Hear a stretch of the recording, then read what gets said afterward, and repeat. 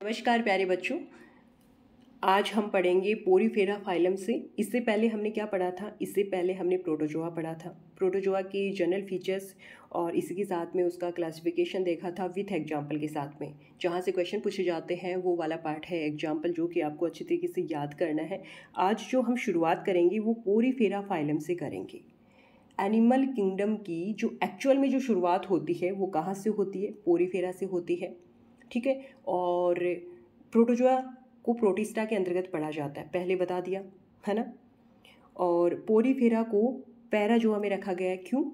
क्योंकि पोरीफेरा की खुद की कुछ पिक्यूलर फीचर्स होती हैं। पिक्यूलर फीचर्स का क्या मतलब होगा? विशिष्ट विशेषताएं, जिसकी वजह से इसको पैराजोआ में रखा गया है। बाकी के जो फाइलम है उनको मेटाजोआ में रखा गया है, तो कन्फ्यूजन नहीं होना चाहिए।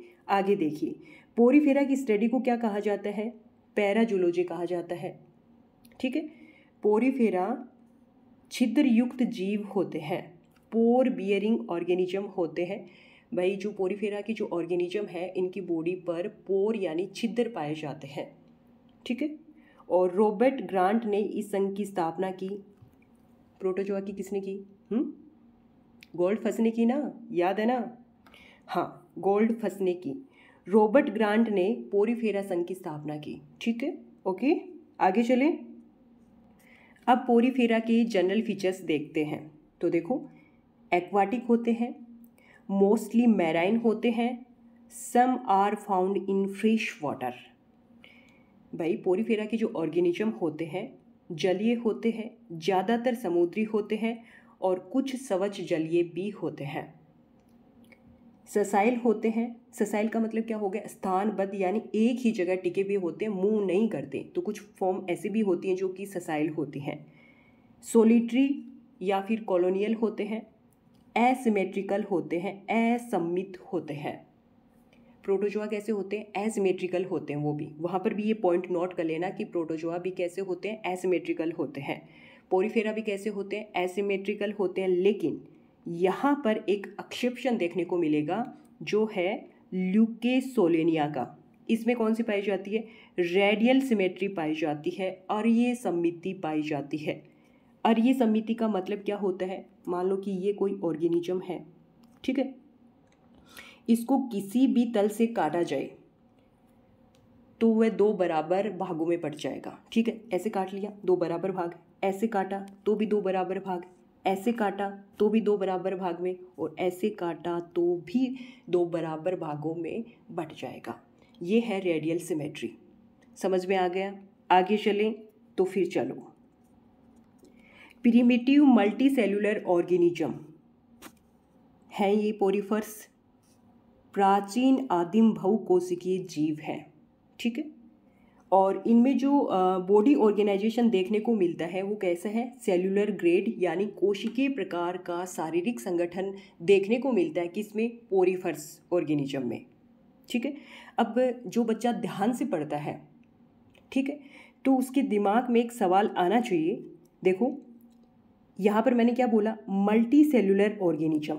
यानी मल्टी सेलुलर ऑर्गेनिज्म का मतलब क्या होता है?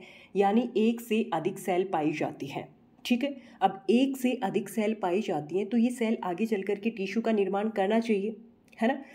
और इसी वजह से यहाँ पर cellular grade of body organisation ना मिलकर यहाँ क्या प्रेजेंट होना चाहिए? Tissue grade of body organisation present होना चाहिए। ऐसा आपके दिमाग में क्वेश्चन आ सकता है अगर अच्छी तरीके से पढ़ रहे हो तो। लेकिन यहाँ पर cellular grade of body organisation present होगा। क्यों होगा? क्योंकि यहाँ पर रीजन लिख रखा है मैंने, देखो, cells are found in loose mass, they don't form tissue. यानी यहाँ पर जो सेल्स प्रेजेंट होती हैं वो लूज मास के द्वारा विन्यासित होती हैं, ढीले रूप से विन्यासित होती हैं। यही वजह है कि वो टिश्यू का फॉर्मेशन नहीं कर सकती। इसलिए यहाँ पर cellular grade of body organisation देखने को मिलता है, ठीक है। Clear point? आगे चलो। यहाँ पर जर्म लेयर, दो जर्म लेयर प्रेजेंट होती हैं और इसी वजह से इनको डिप्लोब्लास्टिक ऑर्गेनिज्म कहा जाता है। डिप्लोब्लास्टिक यानी द्विकोर्की ऑर्गेनिज्म कहा जाता है। अब यहाँ पर जर्म लेयर कौन कौन सी प्रेजेंट होती हैं? देखो आगे, एक है यहाँ पर पिनिकोडर्म, और पिनिकोडर्म में यहाँ पर पिनोसाइट सेल्स प्रेजेंट होती हैं। दूसरी यहाँ पर है कोइनोडर्म, जिसमें कोहिनोसाइट सेल्स या फिर इन्हीं कोइनोसाइट सेल्स को क्या कहा जाता है, कोले सेल्स कहा जाता है। दो तरीके की जर्म लेयर है, पिनिकोडर्म जो कि आउटर है, बाहर की तरफ पाई जाती है, और दूसरी है यहाँ पर कोइनोडर्म जो कि अंदर की तरफ पाई जाती है।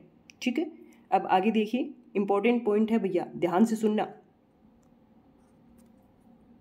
इन दोनों परतों के बीच में जिलेटिनियस मटेरियल मीजेनकाइमा पाया जाता है, जिसमें अमीबोसाइट सेल पाई जाती है जो कि अनेक प्रकार की होती है, जैसे कि archaeocyte cells, scleroblast cells, thesocyte cells और क्रोमोसाइट सेल्स। समझ में आ गया? क्या कहा, ये जो परत हैं, दो परत जर्म लेयर की, इनके बीच में ये जिलेटिनियस मटेरियल पाया जाता है। ठीक है, और इसी में क्या पाई जाती है, अमीबोसाइट सेल्स पाई जाती हैं, और ये अमीबोसाइट सेल्स की क्या होती हैं, प्रकार होते हैं। हो गया कंसीडर? आगे चले तो फिर चलो, कोइनोसाइट सेल्स और कोलर सेल्स ये स्पोंजोसील कैविटी या फिर पैरागैस्ट्रिक कैविटी को घेरे हुए रहती है। यानी जो पोरीफर ऑर्गेनिज्म होते हैं उनमें एक कैविटी पाई जाती है, उसका नाम है स्पोंजोसील कैविटी, और उसी का दूसरा नाम है पैरागैस्ट्रिक कैविटी। तो इन कैविटी के बाहर की तरफ जो सेल्स पाई जाती है उनका नाम है कोले सेल्स, और इसी का दूसरा नाम है कोइनोसाइट सेल्स। ठीक है, आगे देखिए, जो पोरीफर होते हैं यानी जो स्पॉन्जेज होते हैं उनमें एक सिस्टम पाया जाता है जिसका नाम है कैनाल सिस्टम। क्या करता है ये कैनाल सिस्टम? बॉडी में ट्रांसपोर्ट बनाता है, यानी ट्रांसपोर्ट सिस्टम का काम करता है। कौन? ये कैनाल सिस्टम। कैसे? देखो, न्यूट्रिशन, रेस्पायरेशन और एक्सक्रीशन में क्या करता है, हेल्प करता है। ठीक है, कैनाल सिस्टम अलग अलग टाइप का हो सकता है, जैसे कि एस्कोन, साइकोन, ड्यूकोन और रैगोन में अलग अलग टाइप का कैनाल सिस्टम देखने को मिलता है। आगे देखिए, बॉडी पर अनेक पोर होते हैं। भाई पोरीफेरा फाइलम के नाम से ही पता चलता है कि बॉडी पर क्या होते हैं, पोर होते हैं, जिन्हें क्या कहा जाता है, ओस्टिया कहा जाता है, जिनसे वाटर स्पोंजोसील कैविटी में प्रवेश करता है। वह एक ओस्क्यूलम पोर के द्वारा वाटर वापस से बाहर निकल जाता है। क्या बताया भाई, बॉडी पर बहुत सारे पोर होते हैं जिनके द्वारा अंदर आता है वाटर, उनको तो ओस्टिया कहा जाता है, और जब बाहर निकलता है तो उस छिद्र को ओस्क्यूलम कहा जाता है। ठीक है, आगे देखिए, ये डायग्राम है, यहाँ पर नज़र आ रहा है आपको, ये देखो, ये क्या है, पोर है, और इनको क्या कहा जाता है, ओस्टिया कहा जाता है। इनके द्वारा H2O आता है, जल आता है, और किस में जाता है, स्पोंजोसील कैविटी में जाता है, और जहाँ से बाहर निकलता है उस पोर को ओस्क्यूलम कहा जाता है। ठीक है, तो ये था। आगे चलें तो चलो भाई, स्पॉन्जेज में अलग से कोई भी डाइजेस्टिव कैविटी या फिर माउथ नहीं होता। स्पॉन्जेज पोरीफर्स को ही कह रहे हैं हम, कह सकते हैं ना, कह सकते हैं। तो यहाँ पर अलग से कोई भी आपको डाइजेस्टिव कैविटी या फिर माउथ नहीं होता है। ठीक है, स्पॉन्जेज में अलग अलग आकृति के होते हैं, यानी जो स्पॉन्जेज हैं वो अलग अलग आकृति के होते हैं, जैसे कि अर्नसेप्ट, कलशनुमा, वास सेप्ट, गुलदस्ते नुमा। ठीक है, बॉडी पर स्केल्टन पाया जाता है जो कि कंटिकाओं के रूप में या फिर स्पॉन्जिन फाइबर के रूप में पाया जाता है। ठीक है, किसके रूप में पाया जाता है, कंटिकाओं के रूप में या फिर स्पॉन्जिन फाइबर्स के रूप में पाया जाता है। ये जो कंटिकाएं हैं ये कैलकेरियस टाइप की हो सकती है या फिर सिलीसियस टाइप की हो सकती है। कहने का मतलब है कि जो स्पिक्यूल्स हैं वो कैलकेरियस का मतलब है कि कैल्शियम की बनी हुई हो सकती हैं, और सिलीसियस का मतलब है कि वो सिलिका की बनी हुई हो सकती है। ठीक है, समझ में आ गया? आगे चले भाई, तो यहाँ देखो, स्पिक्यूल्स यानी कंटिकाओं का जो निर्माण होता है वो स्क्लेरोब्लास्ट सेल से, या स्पॉन्जिन फाइबर का निर्माण स्पोंजियोब्लास्ट सेल से होता है। कंटिकाओं का निर्माण स्क्लेरोब्लास्ट सेल से और स्पॉन्जिन फाइबर का निर्माण स्पोंजियोब्लास्ट सेल से होता है। अब ये जो स्क्लेरोब्लास्ट सेल हैं और स्पोंजियोब्लास्ट सेल हैं, ये क्या हैं, अमीबोसाइट सेल है। ठीक है, अमीबोसाइट सेल कहाँ पाई जाती हैं? थोड़ी देर पहले ही बताया मैंने भाई, पिनिकोडर्म और कोहिनोडर्म 2 जर्म लेयर हैं, उनके बीच में जिलिटिनियस मैटेरियल मीजेनकाइम पाया जाता है जिसमें अमीबोसाइट सेल पाई जाती हैं। याद है ना, अभी अभी थोड़ी देर पहले ही बताया है। आगे देखिए, टाइप्स ऑफ स्पिक्यूल्स, कंटिकाओं का प्रकार। देखो, ये 3 और 4 रेड होती है, 6 रेड होती है, या फिर 1 4 रेड होती है। भाई समझ में आ गया होगा? नहीं आया तो आपको ये याद रखना है कि जो ये कंटिकाएं हैं इनका इंटरनल अरेंजमेंट होता है, ये 3 या 4 अरिये, 6 अरिये, और तीसरा है 1 या 4 अरिये। बस इसी तरीके से याद रखना आपको, ज़्यादा डीपली यहाँ नहीं जाना। जहाँ ज़्यादा डीप नहीं जाना वहाँ हम नहीं जाएंगे, और जहाँ जाना चाहिए वहाँ जाएंगे। ठीक है, तो बस आपको इतना ही ध्यान रखना है। आगे चले, नोट लगा लेना भैया यहाँ पर। डेमोस्पोंजिया क्लास में स्केलेटन क्या होता है? अब्सेंट होता है। कंकाल क्या होता है? अनुपस्थित होता है। डेमोस्पोंजिया क्या है? पोरीफर की क्लास है जो कि क्लासिफिकेशन में हम पढ़ेंगे। ठीक है, अभी बस आपको इतना ही ध्यान रखना है। फर्टिलाइजेशन यहाँ पर कैसा होता है? इंटरनल होता है, आंतरिक होता है।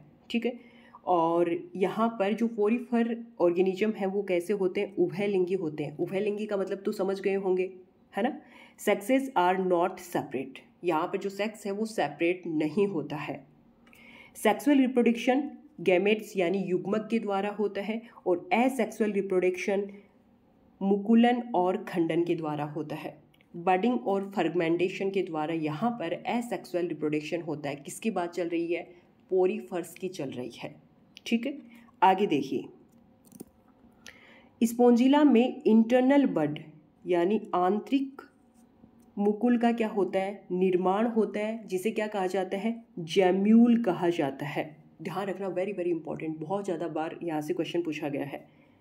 जिसमें टोटिपोटेंट सेल उपस्थित, जिन्हें आर्क्योसाइट्स कहा जाता है, या फिर उन्हें आर्क्योसाइट्स पाई जाती हैं। एक ही बात है, यानी जो टोटिपोटेंट सेल्स होती हैं उन्हीं को आर्क्योसाइट सेल्स कहा जाता है। ठीक है, फिर से देखो, स्पोंजिला में एक इंटरनल बड का निर्माण होता है, उसे क्या कहा जाता है? जैम्यूल कहा जाता है। और जिसमें टोटिपोटेंट सेल्स पाई जाती है उन्हीं टोटिपोटेंट सेल्स को आर्क्योसाइट्स कहा जाता है। ठीक है, देखो, टोटिपोटेंट सेल्स, इसका अर्थ हिंदी में क्या होता है? पूर्ण शक्त कोशिका। इसका क्या मतलब हुआ? इसका मतलब ये हुआ किसी भी अन्य सेल का निर्माण कर सकती है। ठीक है, उसी को क्या कहा जाता है? टोटिपोटेंट सेल्स, या फिर उसी को आर्क्योसाइट सेल्स कहा जाता है। समझ में आ गया? आगे देखिए, डायग्राम देखिए इसका पहले आप। यहाँ पर देखो, ये डायग्राम है स्पोंजिला में जैम्यूल का। ठीक है, ये क्या है? जैम्यूल है, और सी के अंदर आर्क्योसाइट पाई जाती है, और ये ऊपर की तरफ एक छेद होता है जिसको क्या कहा जाता है? माइक्रोपाइल कहा जाता है। ठीक है, तो ये जैम्यूल का डायग्राम था। पोरीफर्स में डेवलपमेंट कैसे होता है? देखो, डेवलपमेंट यहाँ पर इनडायरेक्ट होता है। अब इनडायरेक्ट आपके दिमाग में आते ही क्लिक होना चाहिए कि भाई इनडायरेक्ट जब डेवलपमेंट होता है तो वहाँ पर लार्वल स्टेज देखने को मिलती है। क्या मिलती है? लार्वल स्टेज देखने को मिलती है। आगे देखिए,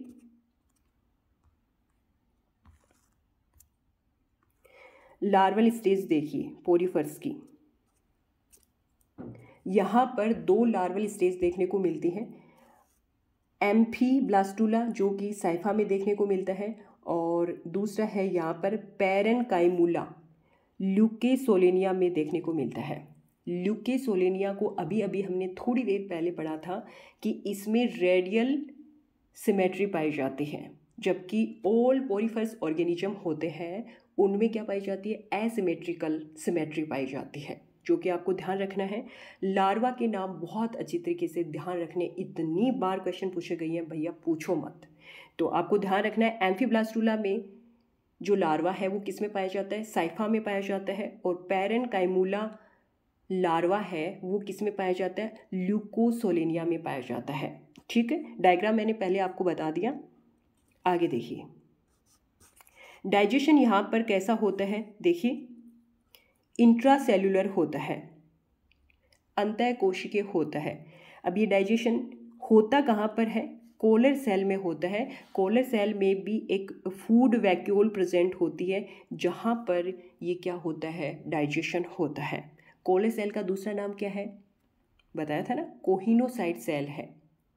कोहिनोसाइट सेल कहाँ पाई जाती है, कोहिनोडर्म एक जर्म लेयर है जिसमें कोहिनोसाइट सेल पाई जाती है। कोहिनोसाइट सेल का ही दूसरा नाम क्या है, कोलर सेल है। ठीक है, यहाँ पर रेस्पायरेशन और एक्सक्रीशन किसके द्वारा होता है, जनरल बॉडी सरफेस के द्वारा होता है। प्रोटोजोआ में भी ऐसा ही होता था, है ना। आगे देखिए, यहाँ पर जो एक्सक्रीटरी प्रोडक्ट है वो क्या है, अमोनिया है। ठीक है, तो ये पोरीफेरा के कुछ जनरल फीचर्स थे जो हमने देख लिए। कल हम जो पढ़ेंगे वो इसका क्लासिफिकेशन पढ़ेंगे और कल इसका क्लासिफिकेशन कंप्लीट हो जाएगा। ठीक है, और उसके अगले दिन हम अगला फाइलम स्टार्ट कर देंगे। तो समझ में आ रहा है तो कमेंट पे बताना कि भाई समझ में आ रहा है। ठीक है, तो आप अपने दोस्तों के साथ में शेयर भी कर सकते हो, जो बच्चे फर्स्ट ग्रेड की तैयारी कर रहे हैं, जिनका ड्रीम है फर्स्ट ग्रेड, तो उन बच्चों को आप शेयर कर सकते हो। अच्छा लग रहा है वीडियो बहुत ज़्यादा तो प्यारा सा कमेंट भी कर सकते हो। भाई कमेंट जब आप करते हो ना तो एक अलग ही मोटिवेशन मिलता है, क्योंकि बच्चों को जब पसंद आ रहा है तो पता चलता है कि भाई पसंद आ रहा है, कहाँ प्रॉब्लम है। जब आप कमेंट सेक्शन में कमेंट करते हो तभी पता चलता है, सही है। और जब आप कमेंट करते हो, अच्छा कमेंट करते हो, तो और भी बच्चे जुड़ते हैं, तो उनको भी एक पॉजिटिव वाइब्स फील होती है कि भाई अच्छा चैनल है, अच्छी चीज़ें बता रहा है, सही तरीके से बता रहा है ना। तो ये था आज के इस वीडियो लेक्चर में, इतना ही। फिर मिलेंगे एक नए वीडियो लेक्चर के साथ में, तब तक के लिए जय हिंद, जय भारत।